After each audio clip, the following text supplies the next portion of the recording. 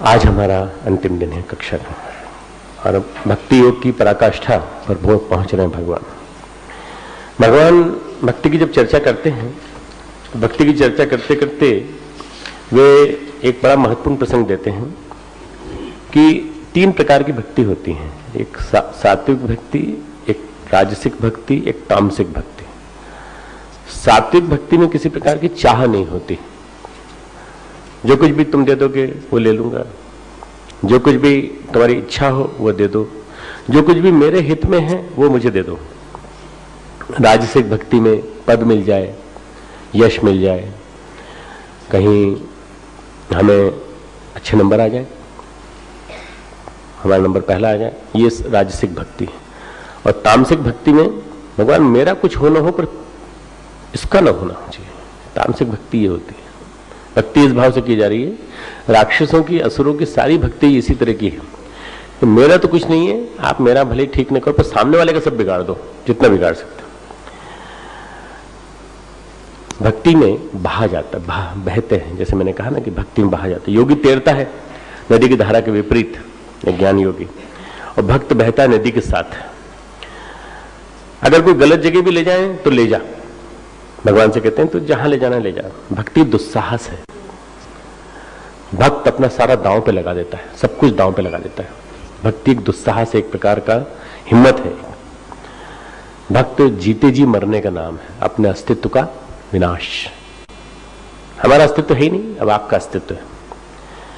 भक्ति है उपासना, योग है साधना, और कर्म जो लोक के लिए किया जाता है, अपनी तुष्टि के लिए किया जाता है, वो है आराधना। गुरुदेव ने जो परिभाषा दी ना, उपासना, साधना, आराधना। भक्ति क्या है? उपासना, जहां परमात्मा है और परमात्मा के पास बैठने का भाव किया जा रहा है। और योग क्या है? साधना। अपने चंचल मन को कंट्रोल करिए, वश में करिए। तर्क विचार में ले जाता है, तर्क विचार में ले जाता है। सफल होता है तो अंधकार में ले जाता है, असफल होता है तो विषाद में ले जाता है। सफल हो जाता है तो हमें अंधकार में ले जाता है, किसके? अहंकार के अंधकार में ले जाता है। तर्क सफल हो जाता है तो अहंकार का अंधकार ऊपर, हमको तो लगता है कि अच्छा उजाले में आ गए, पर वो हमारे लिए अंधकार है। और विफल होता है तो विषाद में, डिप्रेशन में। तो या तो अहंकार या विषाद, दो पीक है। और श्रद्धा, भक्ति निरहंकार में ले जाती है, निरहंकारी बनाती है हमको। सफल हो चाहे तो अंदर से प्रसन्नता देती है, और असफल हो तो संताप देती है। भक्ति अगर असफल हो तो संताप। पर गजब की बात क्या है कि भक्ति कभी असफल होती नहीं, भक्ति हमेशा सफल होती। भक्ति सफल होती है तो हमें निरहंकारिता के चरम पराकाष्ठा पर ले जाती है, निरहंकारिता की चरम पराकाष्ठा। और असफल हुई तो संताप में ले जाती है, उद्विग्नता में ले जाती है। इसलिए नारद जी ने 59वां सूत्र कहा है, भक्ति सूत्र, उसको नोट करना चाहें। प्रमाणांतः, प्रमाणांतः, प्रमाणांतः, प्रमाणों का अंत क्या है? स्यानपेक्षत्वात्, स्यानपेक्षत्वात्, कोई अपेक्षा नहीं परमात्मा से। स्वयं प्रमाणत्वात्, स्वयं प्रमाणत्वात्। संस्कृत थोड़ी सी नारद भक्ति सूत्र की क्लिष्ट है, पर इसका अर्थ क्या है? भक्ति स्वयं प्रमाण है। भक्ति अपने आप में स्वयं प्रमाण है। हम कहते हैं ना, तर्क तथ्य प्रमाण की भाषा यूज करो। वैज्ञानिक अध्यात्मवाद में कहते हैं ना कि विज्ञान जो है वो तर्क तथ्य प्रमाण की भाषा उपयोग करता है, अध्यात्म जो है वो अनुभूति की बात करता है। भक्ति क्या है? स्वयं अपने आप में एक प्रमाण है।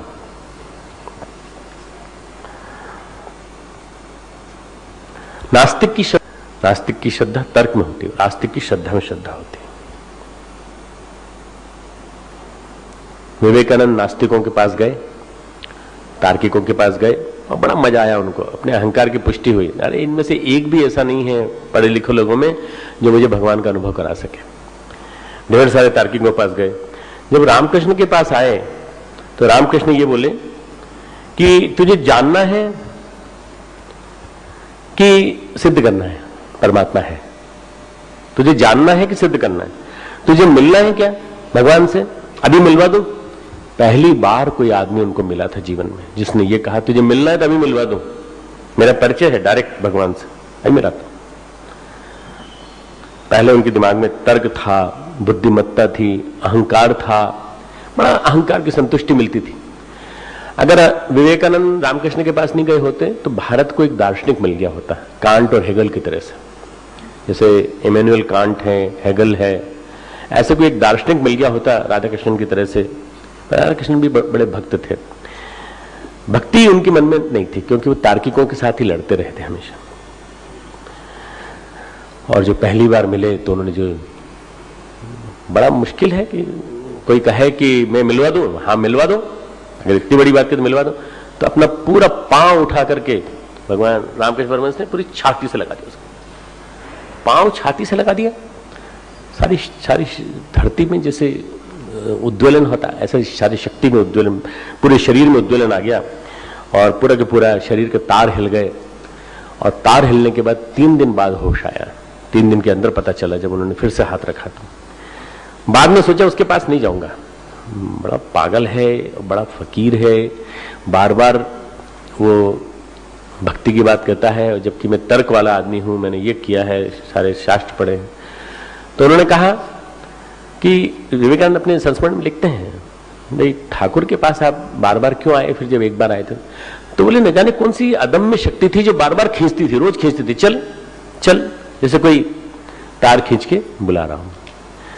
रामकृष्ण परमहंस की एक भक्त थी गौरी माँ, बड़ी सुंदर थी, बहुत सुंदर, और इतनी सुंदर कि कोई नजर न लग जाए उनको। वो भक्ति थी, बिल्कुल भगवान की भक्ति में लीन हो जाती थी।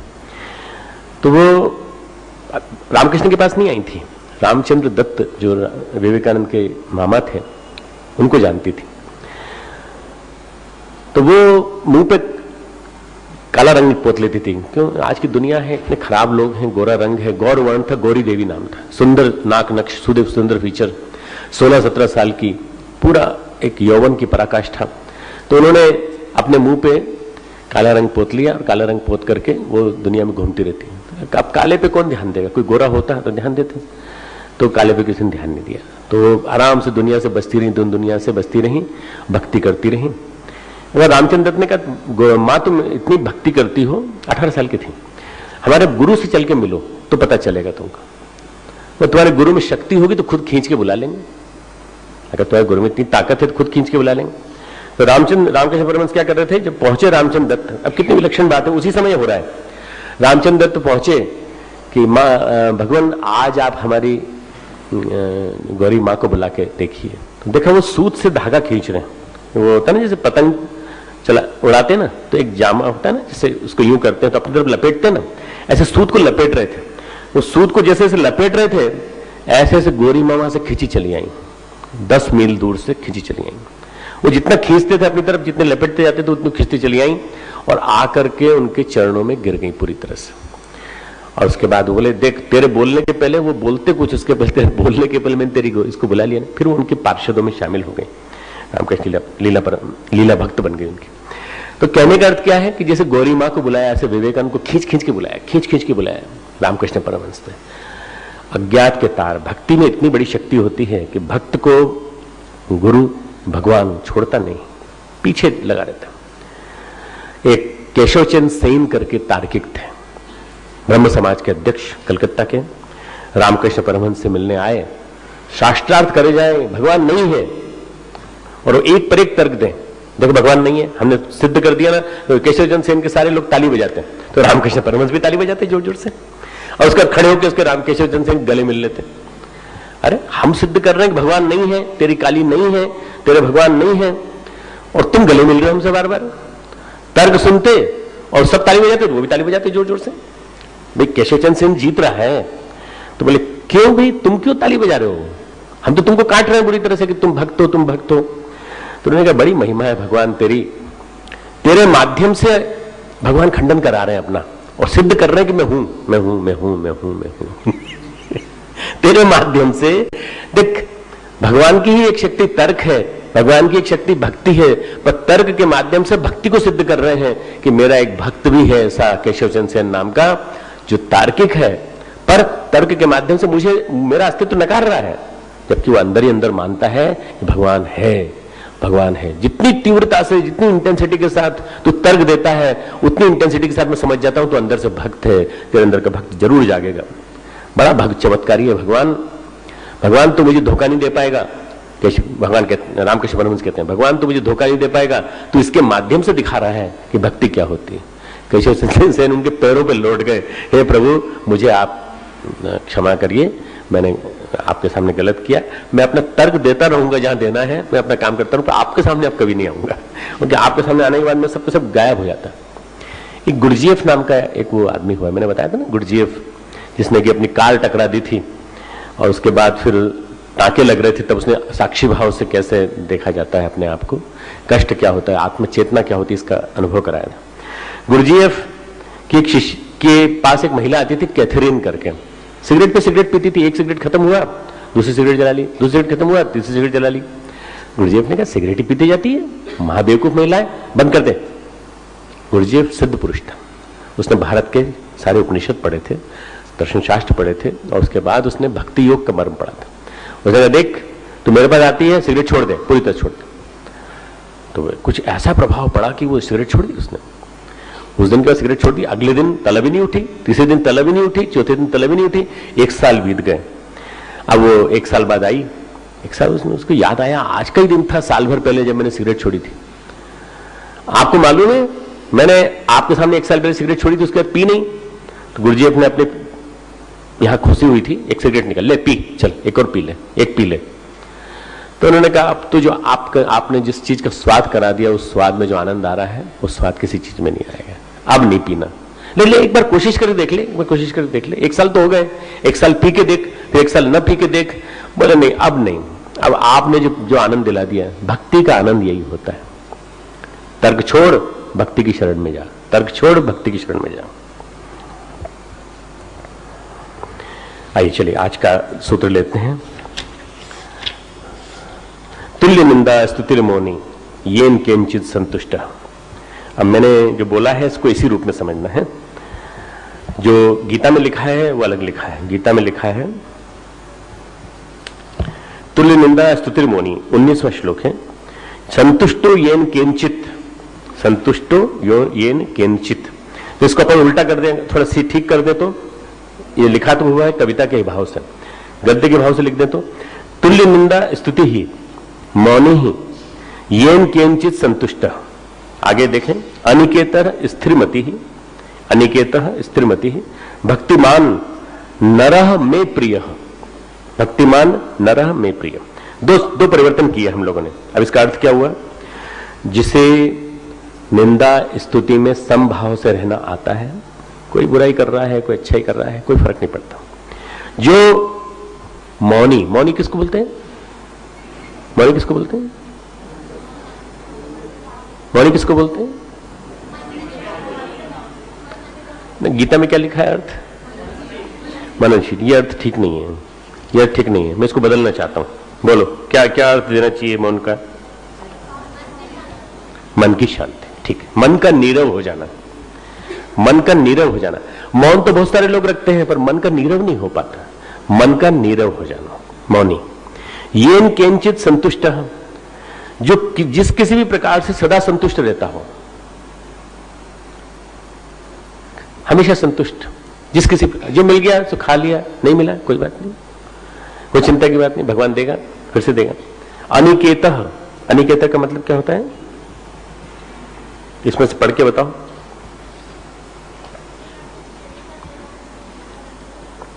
ममता और आसक्ति से रहित, जो तुमको उस दिन कहानी सुनाई थी ना हॉस्टल में, कल सुनाई थी ना, कल तुम रहते हो अपने हॉस्टल में, तुम्हारा परिवर्तन कर दे तो तुम रह पाओगे क्या? ममता और आसक्ति से रहित। अनिकेतः, अनिकेतः उसको कहते हैं जो बिना किसी ममत्व की भावना से जिस स्थान में रहने को कहा जाए वहां रह लेता है, कोई आसक्ति नहीं होती। स्थिर मति ही, स्थिर बुद्धि। भक्तिमान, जो भक्तिमान है, भक्ति जिसके जीवन में ऐसी स्थिति हो गई है कि भक्ति के ऊपर वो मान करता है, भक्ति के ऊपर अहंकार करता है। अहंकार वो वाला अहंकार नहीं, भक्ति के माध्यम से शुद्ध अहम में प्रतिष्ठित हो गया है। भगवान को ये मानता है कि भगवान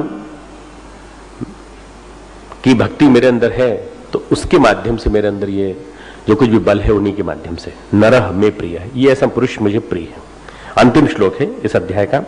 ये तो धर्म्यामृतमिदं यथोक्तम परिपास्ते। अब इसको उल्टा कर दें, थोड़ा सा चेंज कर दें तो ये श्रद्धा नाम मत परमा, उल्टा थोड़ा सा नीचे से ऊपर लेके आए, ऊपर से लेके नीचे लेके आए। श्रद्धा नाम मत परमा भक्ता ते अति में प्रियम। तो ऐसा करते हैं, तू ये श्रद्धा ना मत परमा, किंतु जो श्रद्धा से मेरे परायण, तू यानी किंतु जो श्रद्धा से मेरे परायण, इदम यथा उत्तम, जिस प्रकार से ऊपर कहा गया, धर्म्यामृतम, धर्म के अमृत का, धर्म का अमृत क्या है, धर्ममय अमृत क्या है, भक्ति योग, निष्काम भाव से सेवन करते हैं, ते भक्ता में अति प्रिय, वे भक्त मुझे अति प्रिय। ये दो श्लोक हैं, शिखर पे हैं बैठे हुए, दो बिल्कुल सबसे ऊपर। जब भक्ति की पराकाष्ठा पहुंचती है तो जो पहले गुण बताए थे, 36 गुण बताए टोटल, पहले 29 गुण बताए थे ना कल तक, अब आज 7 गुण। कौन कौन से गुण हैं?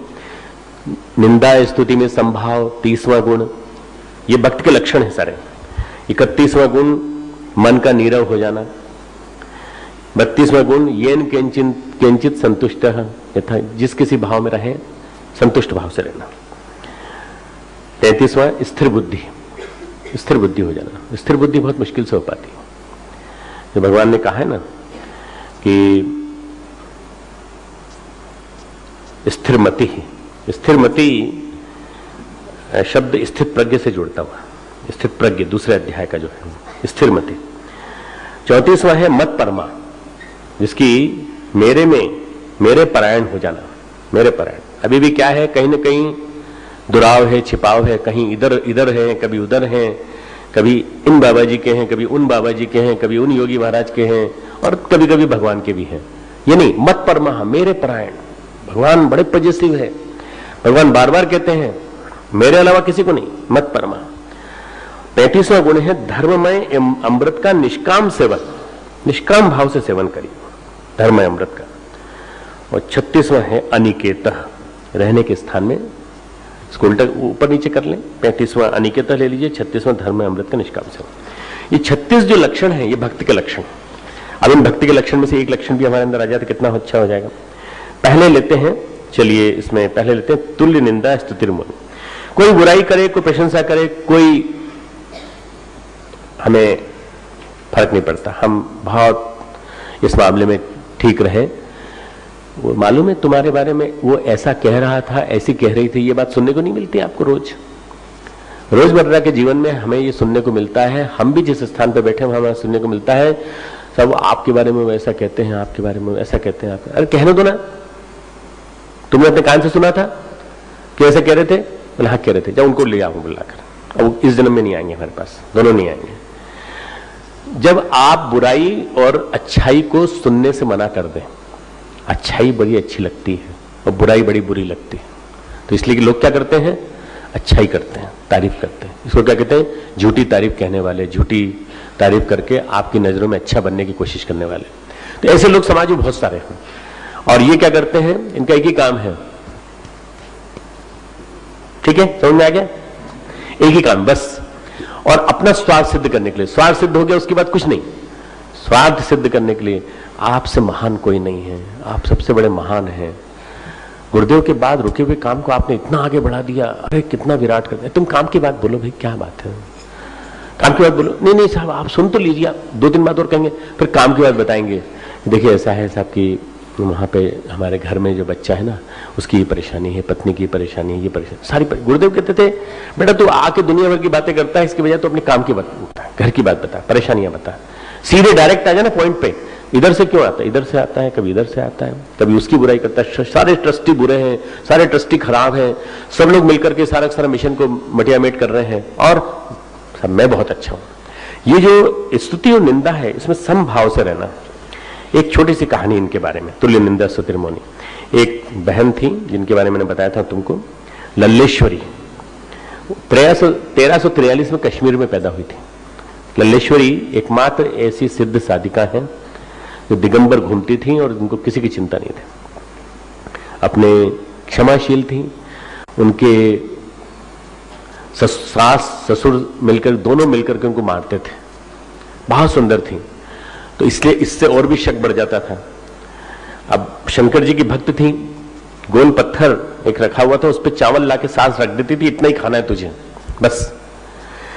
एक सूफी संत निकला, बोले तुझे मालूम नहीं गोल पत्थर क्यों दिया तुझे? ये विराट ब्रह्म का प्रतीक है, तो इसमें तो चावल खाती है, तेरी बुराई होती है, तुझे डांट लगती है, तुझे मारती है, तो सुन लिया कर, कोई बात नहीं, तेरी बहुत ऊंचे स्तर की तू सूफी भक्त बनेगी, तो परेशान मत होना। लोग मुझे गाली दें, फूलों से पूजा करें, मैं न दुख पालू न सुख, ये उसके मन में हमेशा भाव बना रहा। और फिर वो घर से निकल गई, उसके पति की मृत्यु हो गई, उसके बाद घर से निकल गई, और जो जीवन था उसका वो पूरा भगवान की साधना में अर्पित हो। लल्लेश्वरी ने काव्य लिखे हैं, लल्लेश्वरी का जीवन और भी 2-3 घटनाएं, पर यहाँ सामयिक नहीं है, मैं इसलिए सुना नहीं रहा हूं। बड़ी क्षमाशील थी, अपने सास को भी क्षमा कर दिया, पति को भी क्षमा कर दिया, और सूफी उपासना का बहुत ज्यादा प्रभाव था उसके ऊपर। तो उसने एक छोटी सी बात कही है, उससे समझ में आ जाएगा तुमको। लोगों ने कहा तेरी इतनी बुराई करते हैं, तेरे बारे में इतना कहते हैं, तुझे कोई फर्क नहीं पड़ता? तो वो कहती दर्पण पर श्वास का मल, दर्पण पर श्वास के मल का प्रभाव नहीं पड़ता। शीशा आईना ले लो और करके से देखो क्या हो जाएगा, थोड़ी छा जाएगी ना, पोंछ दो।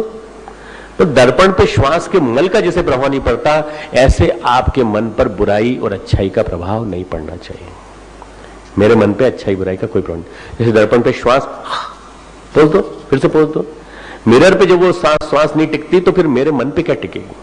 शिव भक्त थी, और उनके लल्लेश्वरी के बारे में बहुत कहा जाता है कि कश्मीर में रह करके उन्होंने कश्मीर साधना, शैव साधना की, और शैव साधना के माध्यम से उन्होंने बहुत अच्छा एक माहौल बनाया 14वीं सदी में। मौन का मतलब होता है तुल्य निंदा स्तुतिर मौनी। मौन का मतलब होता है मन का नीरव हो जाना, मन की चंचलता बंद हो जाना, मन स्थिर रहने लगना। हमारा मन ही बकता रहता है, बार बार मन बकता रहता है, जो मन में आए बोलता रहता है। हम नहीं बोलते, हम बाद में बोलना चालू करते हैं, पहले हमारा मन बकता रहता है, बड़ा बदमाश है, बहुत बदमाश है, ये सब ठीक है, ये सबको ठीक कर देंगे, सबको मैं उनसे शिकायत करूंगा, मैं उनसे शिकायत करूंगा जाकर। ये मन बोल रहा है। मन के बाद फिर मुंह बोलना चालू कर देता है। जिस दिन मुंह बोलना चालू कर देता है उस दिन प्रतिक्रिया मिलना चालू हो जाती है। मन को शांत करो, मन को नीरव करो, मन से किसी के बारे में उत्तेजना रखना बंद कर दो। यह है मौन। चाहे मुंह से बोलो चाहे न बोलो, पर मन को शांत कर दो, कल्पनाओं में स्थिरता आ जाए। महर्षि रमन, परम पूज्य गुरुदेव, श्री अरविंद, ये मौन के साक्षात प्रतीक है। मौन कैसे रखा जाता है, मौन यानी मन को नीरव कैसे किया जाता है। श्री अरविंद बैठे रहते थे चुपचाप शांत, अकर्म कर्म। गुरुदेव 84 से लेकर 90 तक मौन। बोले बीच बीच में, हाँ बोले, मौन तोड़ा नहीं, मौन नहीं तोड़ा, वो नीरव मन में हमेशा विचरण करते थे। महर्षि रमन मौन में रहते थे, और जब जरूरत पड़ती थी तो बोलते थे। पॉल ब्रेंटन से उन्होंने बातें की हैं, और कई भक्तों से उन्होंने बातें की हैं, उनके रिकॉर्डिंग से पूरे डे बाय डे विथ भगवान, डे बाय डे विथ भगवान, प्रतिदिन भगवान के साथ करके एक वार्ता, एक किताब छपी है दक्षिण भारत में, डे बाय डे विथ भगवान, भगवान श्री रमन। तो उस किताब में बहुत सारे संस्मरण आते हैं इस तरह के महर्षि रमन के। ये मौन है। इसके बाद भगवान कहते हैं अनिकेतः येन कंचित संतुष्ट है। तो समझ में आ गया होगा, जो जहां जिस स्थान में रहे उसमें संतुष्ट रहे, किसी प्रकार का कोई मन से अपेक्षा नहीं। अनिकेता का मतलब होता है, अनिकेत मतलब इतना विराट। अनिकेत का मतलब ये होता है कि हम इतने विराट हो जाएं कि हम घर में न समाये। अनिकेत का वास्तव में शाब्दिक अर्थ क्या है? वो है ममता और आसक्ति से रहित। तो हमारा घर नहीं है। कहां रहते हो बाबा? अरे सारा ब्रह्मांड हमारा घर है। कई बाबा जी के बारे में सुना होगा ना, सारा विराट आकाश हमारा घर है। घर तक सीमित मत मानो अपने आप को, अपने आप को पूरे ब्रह्मांड से एकाकार मानो। आज ध्यान भी इसी का करेंगे, आकाश का, विराट आकाश का ध्यान। तो ऐसा चिंतन हो जाए हमारा कि हम अनिकेत बन जाएं। अनिकेत मतलब विराट, हमारा सारा विश्व ब्रह्मांड हमारा घर है, ये हिमालय हमारा घर है, ये पूरा पूरा विश्व ब्रह्मांड हमारा घर है। जहां जगह मिलेगी चले जाएंगे, जहां स्थान होगा। जब हम घर तक सीमित होकर रह जाते हैं, घर से चिपक जाते हैं, घर से निकलना नहीं चाहते, तब परेशानी होती है। तो फिर घर में क्या है, सामान आ जाता है, हम आसक्ति होने लगती है। सोफे से आसक्ति, फ्रिज से आसक्ति, अलमारी से आसक्ति, अपने घर की सचीजों से बहुत आसक्तियां हैं, ढेर सारी आसक्तियां हैं। ये सामान यहाँ नहीं होना चाहिए, क्यों क्यों हटाया यहाँ से, इसकी आसक्ति ढेर सारी चीजें। अरे ऐसा भी समय आना चाहिए उसको छोड़ के चल दो और ये कहो ये सब हमारा। भगवान जो है विराट ब्रह्मांड, इतना बड़ा घर बनाया भगवान ने। एक स्वामी विवेकानंद ने बहुत अच्छी बात कही, कविता में कही है, जिसको निराला ने बंगाली से, सूर्यकांत त्रिपाठी निराला ने भक्ति के भाव से लिखा है हिंदी में, तुम चाहो तो लिख लो। सुख हेतु न गेह बनाओ, सुख हेतु न गेह बनाओ, गेह यानी घर। सुख के लिए अपना घर मत बनाओ। लोग अपने अपने घर बनाते हैं, हमने अपना घर नहीं बनाया, गुरुदेव ने घर दिया है उसमें रह रहे हैं। यहां से निकाल देंगे तो हम कहीं और चले जाएंगे, इतना बड़ा विराट ब्रह्मांड वहां चले जाएंगे। लोग घर बनाने में सारी शक्ति लगा देते हैं, ब्रह्मा मकान बना रहे हैं, मकान बना रहे हैं, मकान बना रहे हैं, मकान बनाने में पूरी शक्ति ले जाती है। तो भगवान क्या कहते हैं, स्वामी विवेकानंद क्या कहते हैं, सुख हेतु न गेह बनाओ, किस घर में अमा सकोगे। तुम किस घर में समा सकोगे, तुम समा ही नहीं सकते। तुम किस घर में अमा सकोगे। मनुष्य को याद दिलाते हैं, अगली लाइन है, तुम हो फिर महान कैसे, तुम हो महान फिर कैसे। तुम अपने आप को महान कहते हो। हम कहते हैं ना, स्वामी विवेकानंद कहते हैं ना, each cell is potential, each soul is potentially divine. अपने आप को देवत्व की प्रतिमा कहते हो। पिंजड़े के विहक बनोगे, पिंजड़े, अगली लाइन है, पिंजड़े के विहक बनोगे। क्या पिंजड़े के पक्षी बनना चाहते हो। ये मेरा पिंजड़ा, ये मेरी पत्नी का पिंजड़ा, ये मेरे बच्चों का पिंजड़ा। घर मत बोला करो, फिर कमरा मत बोला करो, कमरा नहीं, अब आगे से बोलो तो बोला करो ये मेरा पिंजड़ा, मेरी पत्नी का पिंजड़ा। पिंजड़े हम कहते हैं कि पिंजड़े के विहक बनोगे, विहक है ना पक्षी, क्या पिंजड़े के पक्षी बनोगे। अरे पिंजड़े का पक्षी आज तक निकल नहीं पाया, पिंजड़े का पक्षी वहीं बंद होकर रह गया, तड़पड़ाता रहता है, परेशान रहता है। इसलिए पिंजड़े के पक्षी मत बनना, बनना तो विराट बनना। तुम हो महान फिर कैसे पिंजड़े के विहक बनो। ये अनिकेत भाव है, ये अनिकेत भाव है। भक्त इतना बड़ा हो गया है कि विराट में लीन हो गया है। भक्ति इतनी बड़ी कि भक्त जो है अब विराट में लीन हो गई है।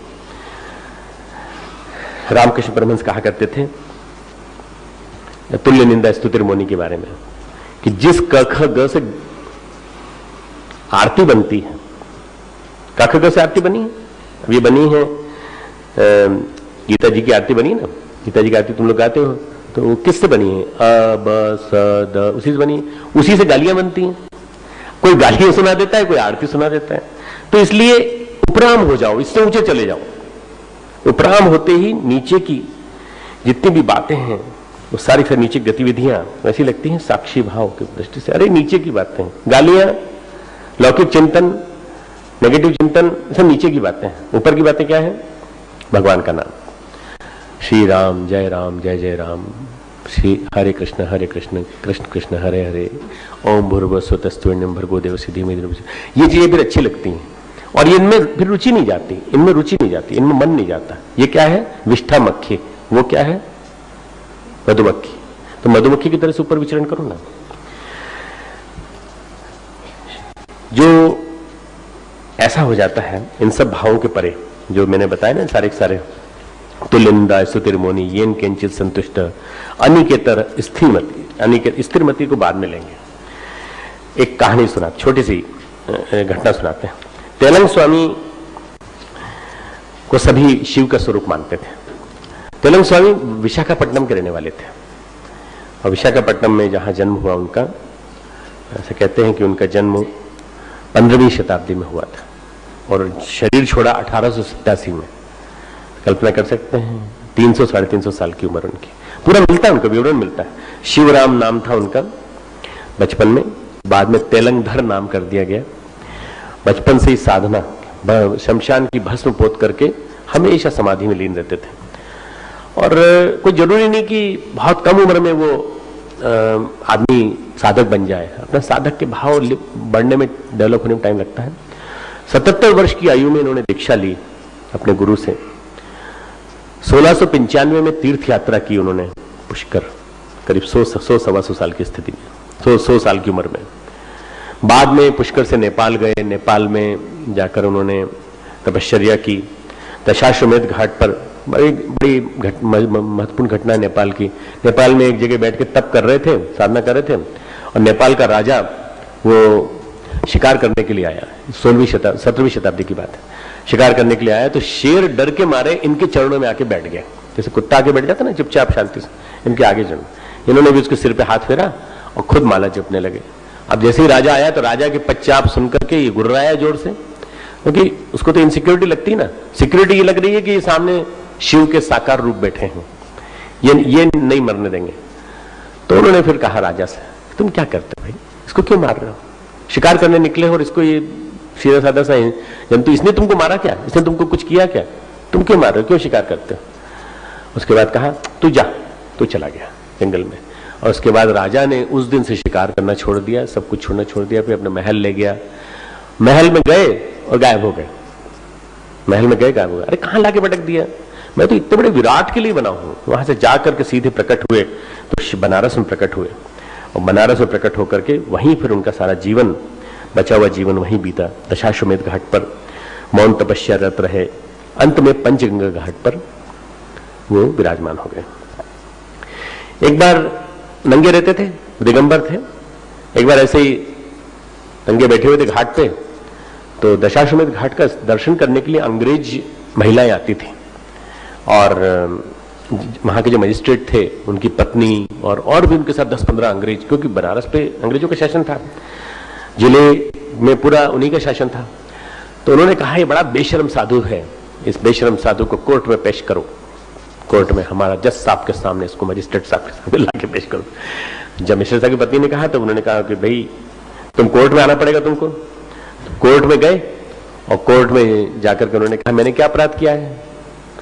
तो उन्होंने कहा कि देखिए इन्होंने देखा है, किन ने देखा है, जहां खड़े थे, जिस जगह खड़े थे वो अपराधियों का था, और जहां वो खड़ी थी प्रमाण देने के लिए कि हमने देखा, वो ये वहां से गायब होकर उधर पहुंच गए, वो वहां से उठ के यहां आ गई। बोले कौन खड़ा था, वो साक्षी तो तुम दे रहे थे, कहां तुम वहां कहां चले गए, तुम इधर कैसे आ गए। फिर उसके बाद उन्होंने कहा कि तुमको कुछ नहीं समझ में आएगा, हमारे योग भारतीय दर्शन में समझ में नहीं आएगा।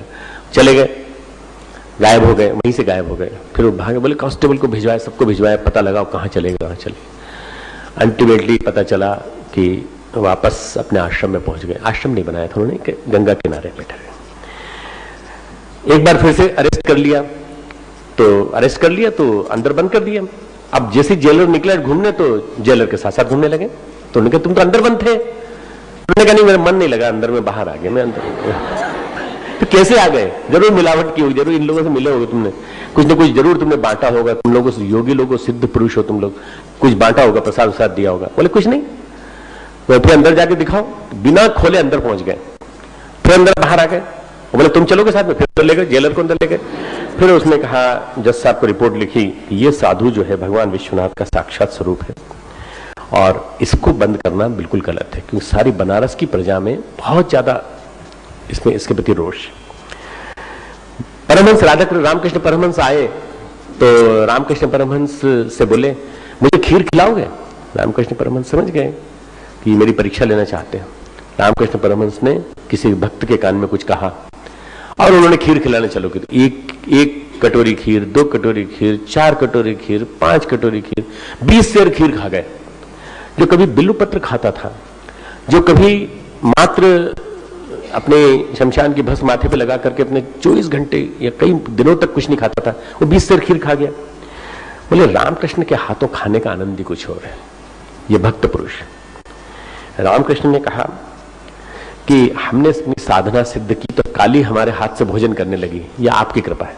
अरे बोले ये भी कुछ साधना है, मैं तुलना नहीं कर रहा हूं, रामकृष्ण परमहंस से तुलना नहीं कर रहा हूं, ये भी कुछ साधना है। साधना वह है जिसमें कि काली तेरे आगे नहीं, काली तेरे पीछे पीछे घूमे। बोले ऐसी भी कुछ साधना है। बोले हाँ। मैंने कहा भद्रकाली आओ आओ, भद्रकाली निकलो, चलो बाहर निकलो। भद्रकाली बाहर आई, बोले चलो हमारे पीछे पीछे चलो। तो साक्षात मूर्ति निकल करके बाहर आई और एक 16 वर्षीय कन्या के रूप में भद्रकाली उनके पीछे पीछे चलने लगी। रामकृष्ण परमहंस ने दृश्य देखा, उनका साक्षात विग्रह, शिव के विग्रह, उनको साक्षात विग्रह माना जाता था।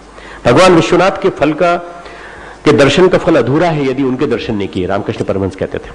भगवान विश्वनाथ के दर्शन का फल अधूरा है यदि उनके दर्शन नहीं किए। ये त्यानंद स्वामी का उदाहरण मैं क्यों दे रहा हूं कि जितने भी गुण हैं भक्ति के सारे उनके जीवन पे आरोपित होते हैं। तुल्य निंदा स्तुतिर्मौनी। एक आदमी ने निंदा की, उनकी खूब हंसी उड़ाई, और मैंने तुमको उदाहरण सुनाया था कि वो उसकी दृष्टि थी पैसे के ऊपर, दही की हांडी के बदले में चूने की हांडी रख गया, तो चूने की हांडी, उन्होंने कहा अच्छा ठीक है इसको बता ही देते हैं, चूने की हांडी पूरी पी गए, और पीने के बाद यूरिन के माध्यम से निकाल दिया पूरा। अब वो जिस पी तो गए, परंतु जिस आदमी ने रखा था उस आदमी को रात को पेट में दर्द हुआ बुरी तरह से। चूना जिसने रखा था उसको पेट में दर्द हुआ, अल्टीमेटली रोता रोता आया और बार बार पेट पर हाथ रखे कि अब मरे अब मरा। तो उन्होंने कहा अब किसी संत की परीक्षा मत लेना, करके उसके पेट पर हाथ फेरा, ठीक हो गया। ये जो उनका स्वरूप था, उन्होंने कहा मैं सब शरीरों में विद्यमान हूं। उन्होंने किसी को भी शिष्य नहीं बनाया, आश्रम नहीं बनाया, अखाड़ा नहीं बनाया, कहीं किसी को दीक्षा नहीं दी उन्होंने। क्यों? वो कहते थे कि विराट में जीना है और विराट में रहना है। एक साक्षात स्वरूप, पूरी सत्ता रूपांतरित कर ली थी, 10 महाविद्या सिद्ध कर ली थी, पंचीकरण विद्या उन्होंने सिद्ध कर ली थी। एक छोटी लड़की थी, नाम था शंकरी, 5-7 वर्ष की, उसको पीछे पीठ पे बिठा लेते थे, और पीठ पे बिठा के गंगा जी में जाके नीचे डुबकी लगा के नीचे चले जाते थे। उससे कहते थे तू सांस रोक ले, 1 सेकंड के लिए सांस रोक ले। बड़ा मजा आता था, उसको खेल लगता था। अब वो शंकरी पूर्व जन्म की कोई सिद्ध साधिका थी कि वो नीचे जाते उसका कुंभक लग जाता था, फिर नीचे जाके विभिन्न लोगों की शेयर कराते थे उसको, और ऊपर जाके वो लड़की सबको सुनाती, आज मुझे उस लोक में ले गए थे, आज मुझे उस लोक में ले गए थे। तो लोग सुनते हो, कहते हैं अजीब है, इसी के ऊपर बड़ी कृपा दृष्टि है। 5-7 वर्ष की थी, आकर वर्णन सुनाती। कभी कभी साहस तैरते रहते और कभी कभी डुबकी लगा करके उसको ले जाते। किसी भी लोक में उनकी सहज गति थी, इतनी उपरामता भक्त की कि नीचे की चीजें गौण हो जाए। भक्त की उपरामता ऐसी होनी चाहिए कि नीचे की चीजें गौण हो जाए। हम यहां बैठे सोच रहे हैं कि निंदा हो रही है, हमें अपने पास समझ में आती है, न निंदा हो अर्थपूर्ण हो न तारीफ, हम वहां स्थित हैं ऊपर। और यदि ऊपर हो जाए तो भगवान हमें अपना भक्त मानकर अपने साथ रखेगा। उन्होंने ऐसा कहते हैं, तेलंग स्वामी ने कहकर डिक्लेयर करके 1887 में समाधि ली, पौष शुक्ल एकादशी को दिन बनारस में। जीवित समाधि लेने वाले पहले थे वो, जिन्होंने कह करके घोषणा करके समाधि ली। उसके बाद उनके शरीर को गंगा में चढ़ा दिया गया। ये घटना इसलिए सुनाई कि तेलंग स्वामी के माध्यम से हमें ये पता चलता है कि 300-350 साल जीने वाला ये व्यक्ति, महापुरुष, हमारे इस कलयुग में आया, और कलयुग में आकर के बनारस को अपना स्थान बनाया उसने, और वो स्थान बना करके लोगों ने उसकी निंदा की, लोगों ने उसकी वो की, परंतु वो अनिकेत भाव से, कोई आश्रम नहीं, कोई कमरा नहीं, कोई स्थान नहीं, परंतु उससे भी परे होकर के वो रहा। एक और उदाहरण है बाबा कीनाराम। बाबा कीनाराम गुजरात गए तो वहां मुसलमान शासन था। उन्होंने कहा सब भीख मांगने चले आते हैं, चलो इस फकीर को सश्रम कारावास दो, भीख मांगता है। तो वहां अंदर जेलर ने कहा चक्की पीसो। तो इन्होंने क्या किया, उनके पास एक छोटी सी लठिया थी, लकुटिया बोलते थे। उन्होंने लकुटिया को चक्की को मारा और कहा चक्की चल। चक्की अपने आप चलने लगी, ये बैठ के अपनी साधना करने लगे। तो बाहर से जेलर ने देखा कि चक्की अपने आप चल रही है और ये बैठे हुए साधना कर रहे हैं, बैठा रहता है, चक्की चलती रहती है। तो फिर नवाब आया, उसने कहा कोई सिद्ध पुरुष है, इसके साथ खिलवाड़ नहीं करना चाहिए, तो इसको निकाल के बाहर करो। बाहर निकाला। किसी ने दंड दिया तो उसके प्रति भी कोई रोष नहीं, राजा ने दंड दिया उसके प्रति भी कोई रोष नहीं। रोष का भाव भक्त के अंदर नहीं होता। रोष किया तो आपका सारा तप, सारा बल, सारा नष्ट हो जाता है। बनारस का एक राजा था चेत सिंह, उसने कुकर्म किया। अब राजा के अन्याय को कौन सुने? तो राजा के अन्याय को मात्र बाबा कीनाराम सुन सकते हैं। तो उन्होंने कहा, कीनाराम से कहा तू इनसे माफी, कीनाराम ने कहा तू माफी मांग, राजा से कहा तू माफी मांग, इस लड़की से माफी मांग जिसके साथ कुकर्म किया है तूने। तो राजा ने कहा इसको जेल में डाल दो। तो उन्होंने कहा, कीनाराम जी ने, आज शाम तक न तू रहेगा न तेरी जेल रहेगी। तो किस जेल की बात करता है? और गायब हो गए वहां से। शाम के समय जो है ईस्ट इंडिया कंपनी ने हमला किया और सारा का सारा तोप से उड़ा दिया, जेल खाना भी उड़ा दिया, राजा भी मारा गया, राजा के साथ साथ उनके बहुत सारे मंत्री मारे गए, सब कुछ मारे गए, सारे राज्य पर कब्जा हो गया। ये बाबा कीनाराम की वो शक्ति थी और उस स्त्री को उन्होंने फिर दीक्षा दे करके और उसका जो कुकर्म जिसके साथ किया था दीक्षा देकर के उसको उन्होंने अपने अंदर स्वीकार कर लिया और उसके बाद उसको कहा तुम साधक के रूप में यहाँ रहो बनारस में। इतनी उपरांता जीवन में मछली खाते थे, वो मछली खाते थे और कहते थे नदी के किनारे बैठ के मछली आ जाती थी, जा तो अंदर चली जाती थी। तो एक आदमी बोला कि महाराज जी आप मछली खाते हैं और हमसे कहते हैं कि मांसाहार मत किया करो। बोले मैं खाता हूं, किसने कहा मैं खाता हूं? बोले मछली जा अंदर से बाहर जा, सारी मछली जितनी खाई थी सब बाहर निकाल दी और सब आराम से पानी में जाके तैरने लगी फिर से। ये उस चीज से परे होते हैं ये जो जितनी मतलब अपन जिसको समझते हैं ना, जो चीज दिखाई पड़ती है उससे परे होते हैं। सारी जिंदा मछली निकल आई। जब अनिकेत की बात करते हैं तो भक्ति में भगवान का स्मरण करते करते प्रतिष्ठित हो जाते हैं हम लोग। दो प्रकार की भक्ति बताई गई है, गौड़ी भक्ति, पराभक्ति। गौड़ी भक्ति साधन भक्ति, छोटी भक्ति। पराभक्ति सिद्धि के स्तर पर भक्ति, जैसे चैतन्य महाप्रभु की भक्ति। यहां पराभक्ति सिद्धि के स्तर पर बात कर रहे हैं। साधन सिद्धि राम पद ने हूं,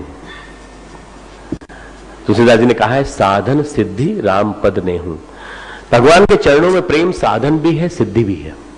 भगवान के चरणों में प्रेम साधन भी है, ये तरीका भी है और ये सिद्धि भी है। भगवान के चरणों में प्रेम बना रहे, इससे बड़ी कोई सिद्धि नहीं हो सकती।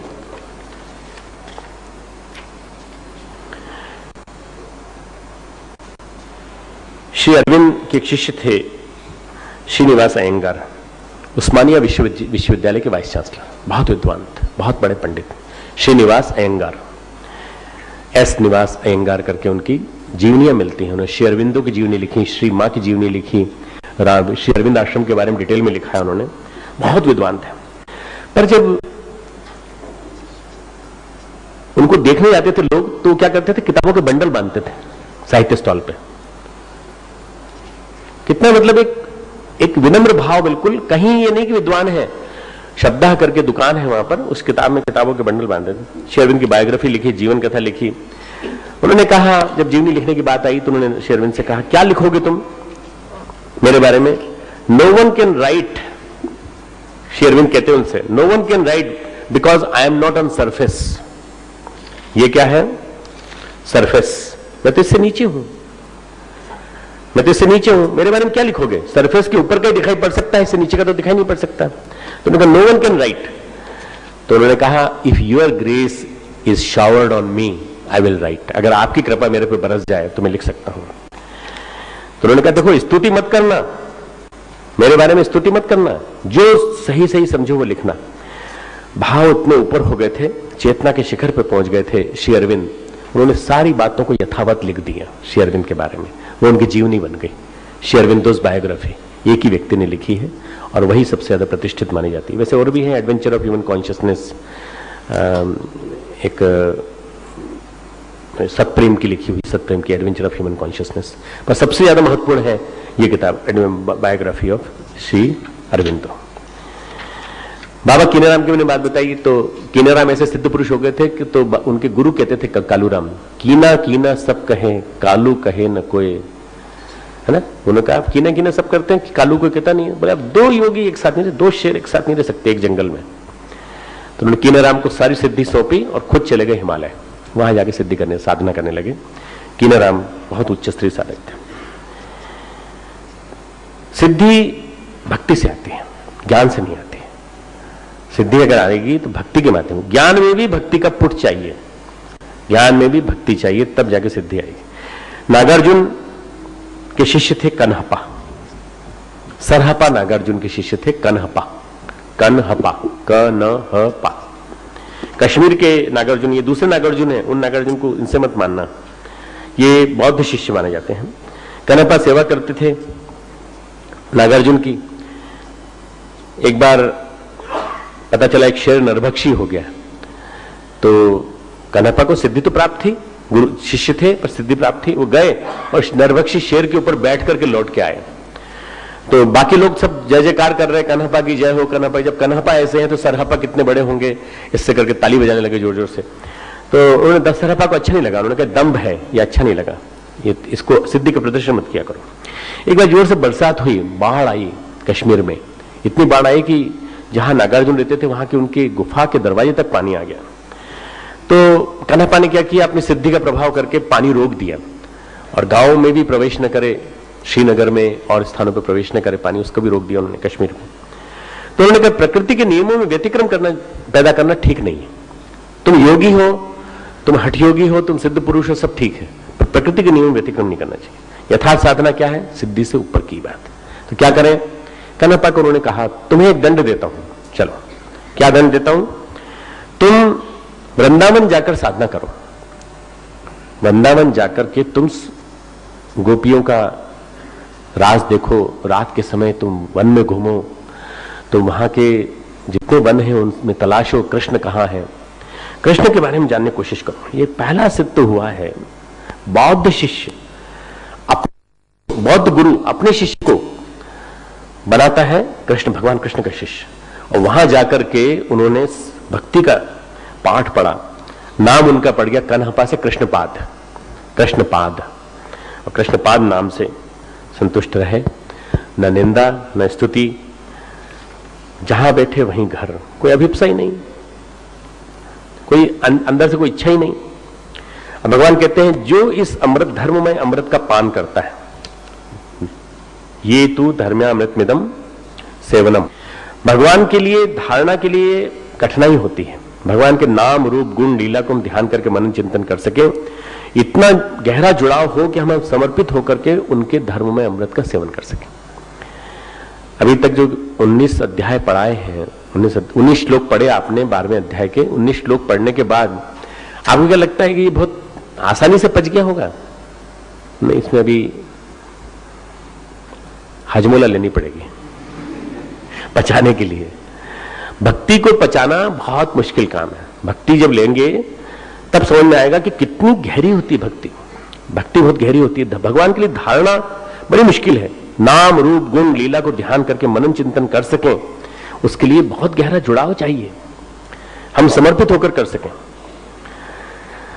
परीक्षित को 7 दिन का श्राप मिला और कहा 7 दिन में ऐसी कोई साधना बता दें जिससे कि हम अपना जीवन को धन्य बना लें, तक्षक काटे तो भी हम गंतव्य तक पहुंच जाएं।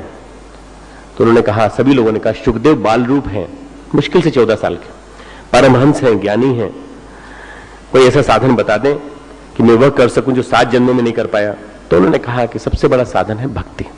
भक्ति मृत्यु के मुख में बैठे जीव को भी कल्याण करने में सक्षम है, तो वो है श्रीमद् भागवत का पाठ।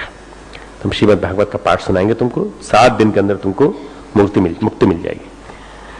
पहले हम योग करते हैं, सुषुम्ना में ध्यान करके मूर्धा में प्राण प्रतिष्ठित करते हैं। तो उन्होंने कहा कि योग का अभी हमें अभ्यास नहीं है, आप योग की बात मत करिए, आप हमारे लायक कुछ बताइए। हमारे तो सम्मुख काल है, हमारे तो सम्मुख साक्षात सम्मुख हमारे वो खड़ा है तक्षक मारने के लिए।